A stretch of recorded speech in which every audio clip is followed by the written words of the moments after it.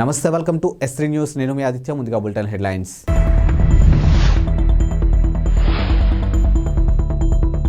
ప్రపంచవ్యాప్తంగా పెరుగుతున్న కరోనా కేసులు కారణం వెల్లడించిన WHO.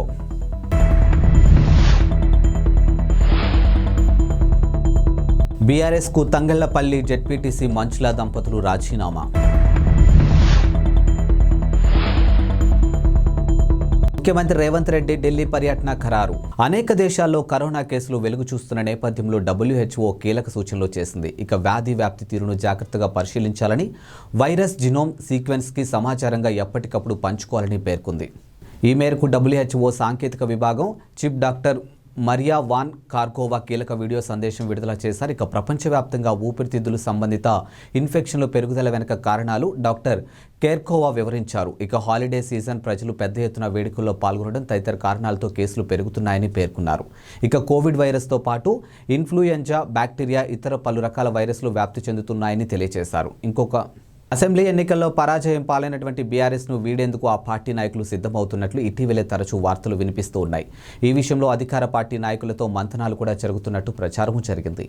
మాజీ మంత్రి మల్లారెడ్డి వంటి నాయకులు కాంగ్రెస్కు మద్దతిస్తామని బాహాటంగానే ప్రకటించారు. ఇక తాజాగా రాజన్న సిరిసిల్ల జిల్లా తంగళ్లపల్లి మండల జెడ్పీటీసీ పుర్మాని మంచుల జిల్లా క్రికెట్ అసోసియేషన్ అధ్యక్షుడిగా ఉన్నటువంటి ఆమె భర్త పుర్మాని లింగారెడ్డి బీఆర్ఎస్కు టాటా చెప్పేశారు. ఇక నిన్న పార్టీకి రాజీనామా చేశారు. ఇక మంజుల 2 సార్లు తంగలంపల్లి జెడ్పీటీసీగా గెలుపొందారు. ఇక రాజీనామా అనంతరం మంజుల దంపతులు మాట్లాడుతూ పార్టీలో తమకు సరైన గుర్తింపు లభించడం లేదని, అందుకే రాజీనామా చేసినట్టు తెలిపారు. వీరిద్దరూ త్వరలోనే కాంగ్రెస్ పార్టీలో చేరబోతున్నట్టు ప్రచారం జరుగుతుంది.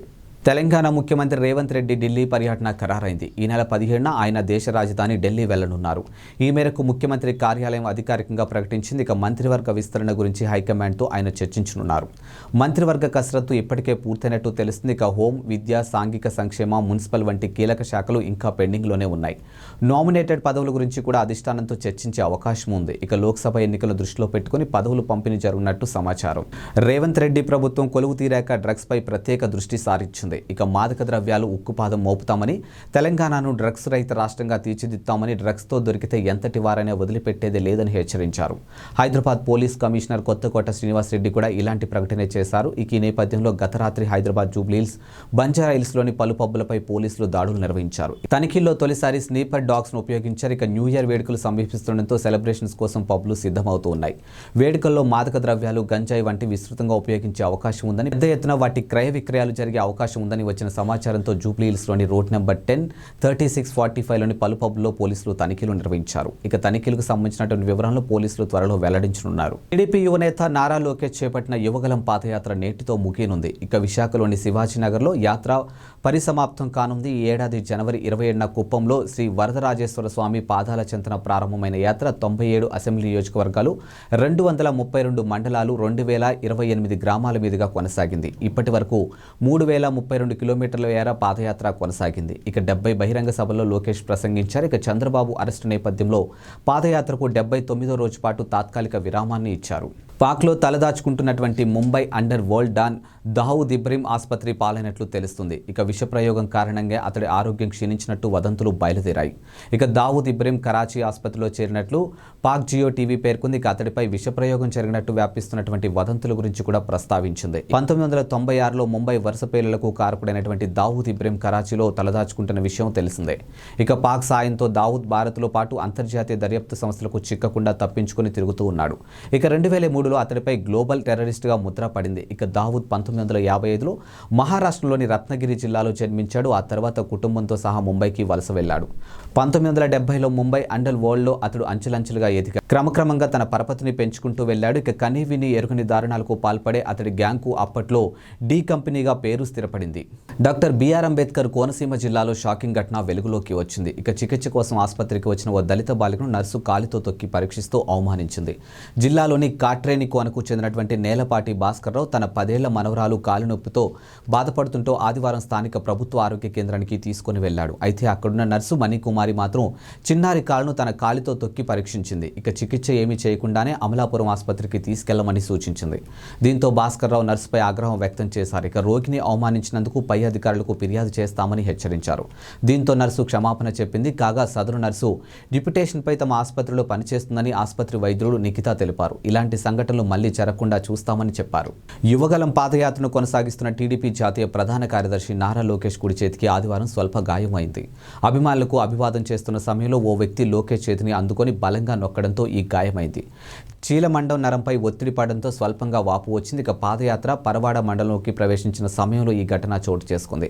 అయినప్పటికీ లోకేష్ పాదయాత్రను యథావిధిగానే కొనసాగించారు. ఇక గాయానికి ఐస్ ముక్కలతో మర్దన చేస్తూ ముందుకు కదిలారు. అయితే అభిమానులతో కరచలనానికి ఎడమ చేతిని ఉపయోగించారు. కాగా యువగలం పాదయాత్ర 225 రోజు తోటాడ స్మార్ట్ సిటీ నుంచి మొదలుపెట్టారు. బరణికం గ్రామం వద్ద పాదయాత్ర పెందుర్తి అసెంబ్లీ నియోజకవర్గంలోకి ప్రవేశించింది. ఈ సందర్భంగా టీడీపీ జనసేన శ్రేణులు పెద్ద ఎత్తున స్వాగతం పలికారు. Tirusapalli, Venkatapuram, Paravada, Gorla Vanipalem, Chintala Gorlavanipalem, Jujuvanipalem, Desapatrunipalem, steel plant, gate sector 10, bus stop sector 5 complex మీదుగా పాదయాత్ర సాగింది. పరవాడ సంతబయలు వద్ద పంచగ్రహాల ప్రజలతో లోకేష్ సమావేశం మేరకు ఎల్జీ పాలిమర్స్ బాధితులకు, పరవాడ గ్రామ డ్వాక్రా మహిళలకు, కాపు సామాజిక వర్గీయులకు, నిరుద్యోగులు వారి సమస్యలపై లోకేష్కు వినతి పత్రాలు అందించారు. ఇక టీడీపీ ప్రభుత్వం 3 నెలల్లో అధికారంలోకి వస్తుందని, న్యాయమైన వినతులు పరిశీలిస్తామని ఆయన హామీ ఇచ్చారు. గాజాలో అతిపెద్ద సొరంగాన్ని గుర్తించామని ఇజ్రాయెల్ సైన్యం ఆదివారం ప్రకటించింది. ఇక సరిహద్దు వద్ద ఎరేజ్ క్రాసింగ్ కు 400 మీటర్ల దూరంలో దీన్ని గుర్తించినట్లు వెల్లడించింది. ఇక చిన్న వాహనాలు సునాయాసంగా ప్రయాణించేంత పెద్దదిగా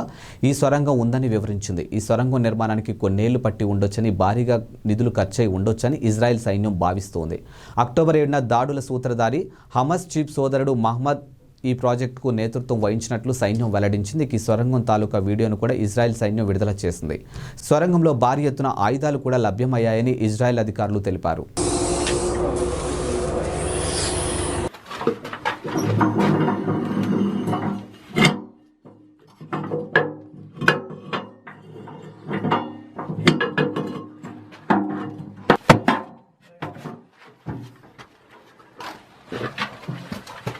عشان تجيب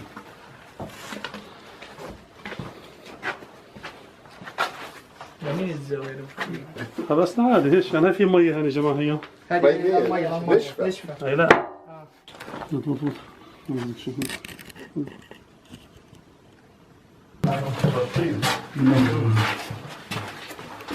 كان ضغط الباب اللي قالوا بحر ليه؟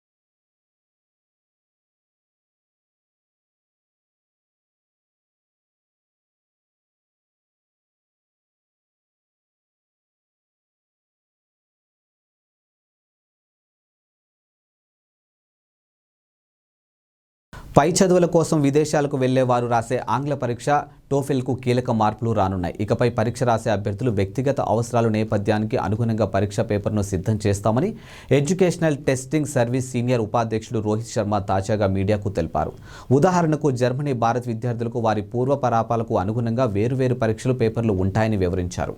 అభ్యర్థి చదవబోయే కోర్సుకు అనుగుణంగా కూడా మార్పులు ఉంటాయని వివరించారు. ఇక పరీక్షలో ఆర్టిఫిషియల్గా ఇంటెలిజెన్సీ సాంకేతికాలను ఉపయోగించుకుంటామని పేర్కొన్నారు. టీడీపీ అధినేత చంద్రబాబు హైదరాబాద్లో జనసేన పవన్ కళ్యాణ్ ఇంటికి బయటికి రావడం రాజకీయ వర్గాల్లో చర్చాంశనీయంగానూ మారింది.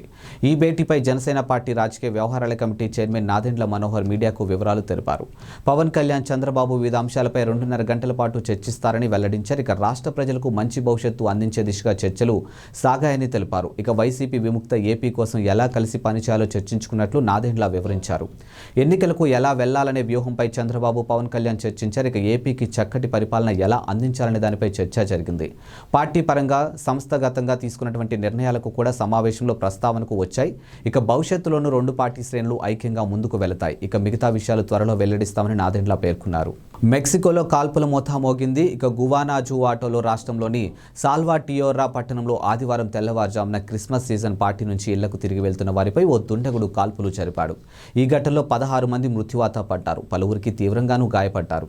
ఓసాడా అని పిలిచే క్రిస్మస్ పార్టీ తర్వాత ఈవెంట్ హల్చల్ నుంచి జనాలు బయటకు వస్తున్న సమయంలో దుండగుడు కాల్పులకు తెగపడ్డాడని స్థానికులు మీడియా కథనాలు వెల్లడించాయి. కాగా మెక్సికోలోని సలామాకాం నగరంలో జరిగినటువంటి మరో కాల్పుల ఘటనలో 4 వ్యక్తులు మరణించారు. అయితే ఈ ఘటనకు సంబంధించినటువంటి వివరాలు ఇంకా వెల్లడి కాలేదు. ఇదిలా ఉంచితే మెక్సికో రాజధాని మెక్సికో సిటీకి నైరుతి దిశలో 130 కిలోమీటర్ల దూరంలో ఉన్నటువంటి టెక్సాకల్ టిట్లాన్ గ్రామంలో చోటు చేసుకున్నటువంటి ఘర్షణ దేశవ్యాప్తంగా సంచలనం సృష్టించింది. ఇక సాయుధులు, క్రిమినల్ గ్యాంగ్ స్థానికుల మధ్య ఘర్షణతో అక్కడ హింస చెలరేగింది. ఈ ఘటనలో 11 మంది ప్రాణాలు కోల్పోయారని పోలీసులు తెలిపారు. వేట కొడవళ్లు, వేట తుపాకీలతో దాడులు చేసుకున్నారు. ఈ ఘటనకు సంబంధించినటువంటి దృశ్యాలు సోషల్ మీడియా మాధ్యమాల్లో చక్కర్లు కొడుతున్నాయి. వాల్టి బులెటిన్ అప్డేట్స్ మరో బులెటిన్తో మళ్ళీ కలుద్దాం. అంతవరకు సెలవు, నమస్కారం.